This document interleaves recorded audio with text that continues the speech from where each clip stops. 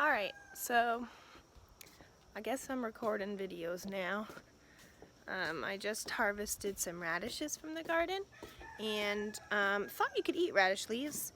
They have like prickly spines on them, so I can't even give them to the chickens. Might have to do some further research on that, but they are going to go to the compost pile, and I wanted to show you an update on my garden right now. Something's happening with the tomatoes, which I'm not really sure. I'm a newbie, so we shall see if you have any tips or tricks. But in this first garden bed, we have, it's as usual, it's like in a lot of transitional stages. I've got a couple of arugula plants here. These are endive plants. I've got some cauliflower starts, some broccoli and Brussels sprouts starts there. Under these two kind of rows are 64 seeds that I put in yesterday for a variety of different beets. A bunch of seed starts in these trays. They're kind of a mess and all over the place, but there's like some zinnias, some sunflowers, some cucumbers and beans. These are like purple pole beans, so like the flowers will be purple and the beans will be purple, which I'm actually pretty psyched about that. These 3 rows are bok choy.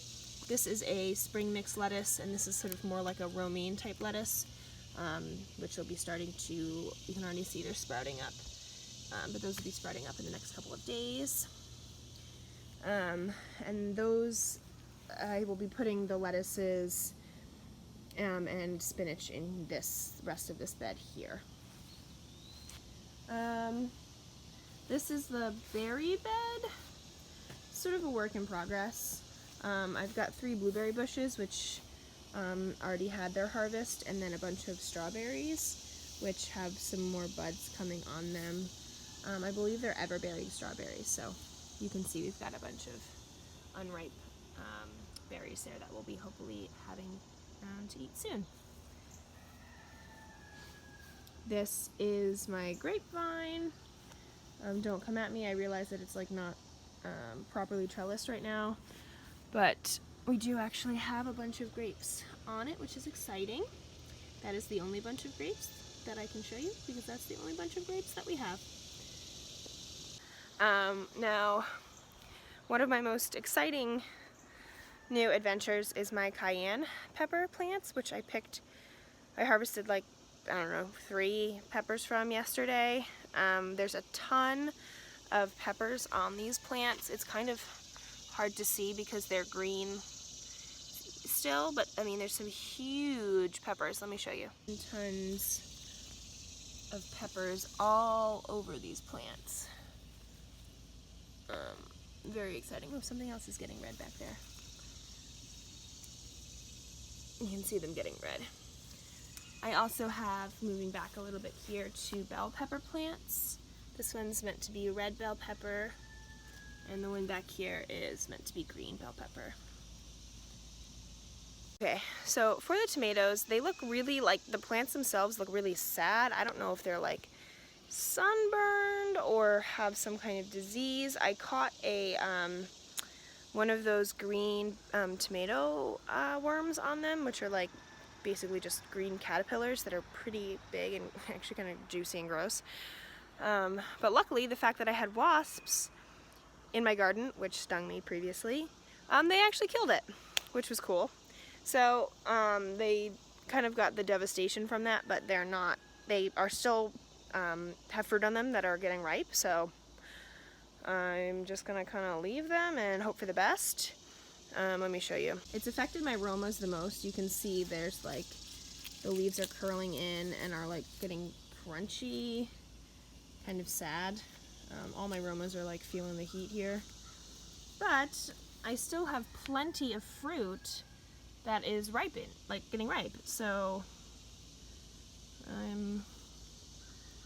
can't complain about that. Tons of Roma tomatoes. We've already harvested some. I'm planning on canning them and making like stewed tomatoes to add to make pizza sauce, pasta sauce, throw in chilies, soups, stuff like that. These guys are kind of like not as good for fresh eating. They're not as like juicy. The fresh eating guys are in the back, and they're like starting to feel it too. You can see this one is like getting dried leaves on them. I don't know if it's like the end of their season or what. The tops are still really healthy on these guys. But these are all cherry tomatoes, obviously. I've been loving harvesting them.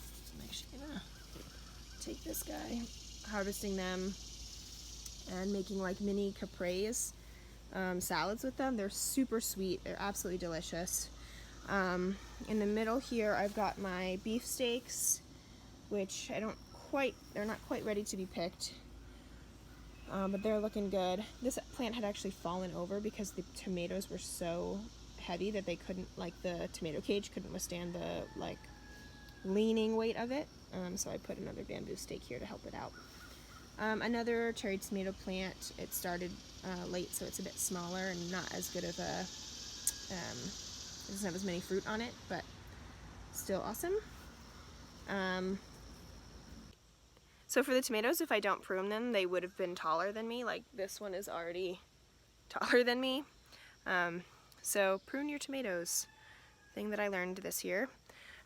Now, the thing that's maybe the most exciting for me is a plant that I've never grown before, just like the cayennes. It's my kind of a first for me, and that's butternut squash. And I'm currently standing like enveloped by this plant. It's so prolific. Now I didn't just plant one butternut squash plant. I planted like 6, which probably was way overkill, but I really wanted a successful harvest. So let me show you that. I'm standing in it, my butternut squash plant, my plant bed. It even goes up a trellis like that. And from above, you can't really see what's going on. But if I take you around this side, you can get a better angle and you can see all the really exciting vegetables that are growing in here. They begin to reveal themselves. So, tons of butternut squash. There's another one here. There's one hanging off the trellis, which that's just like aesthetics for me. That's really exciting to see. And there's also a bunch of them growing where the plant sort of spilled over the side of the bed, because it is in a bed like all the rest. So I have at least like 6. I have like 6 to 8 butternut squash plants right now, which I'm really jazzed about. I'm also growing zucchini and cucumber right now. They're kind of like on the end of their production, like their big production time. I'm not sure if cucumbers like kind of fade out because of the season or because each plant can only produce so many cucumbers. So I was advised to like make a second round of cucumber starts, so that was why I had that like tray of them with some of them in there. I'm still getting cucumbers, it's just not producing as much as it did like a month ago, so I'm thinking that it might just be that the plant is like tired and can only produce so many. And then I still have some green beans as well, but again I started another round of beans for like late summer harvest, which I'm pretty excited about, and I think that's pretty much everything that I'm growing. I do have an edible flower right now, which is actually really pretty, and it's called nasturtium. It's supposed to be really good for bringing in pollinators into your garden, and it's gorgeous. I'll have to show you. The leaves are these kind of really cool like discs that have a unique, I forget the name of this, but like where the stem is in like the center of the leaf, and the leaf kind of is like a lily pad kind of. And the flowers are so pretty. They're really like interesting. They kind of look a little bit like a honeysuckle would be. And I think they're supposed to attract hummingbirds because of the shape of the flower. And they have all different colors. There's red. Okay, Dad. Because I need to come in and out with the... Okay. So yeah, nasturtium. Alright, that is pretty much everything that I have in my garden right now. I actually should bring in my brassicas like the cauliflower and the broccoli and the Brussels sprouts soon, because it's still a little bit too hot for them to be outside all day. They're really much cold weather crops, so I'm gonna get going on bringing them inside and starting my day.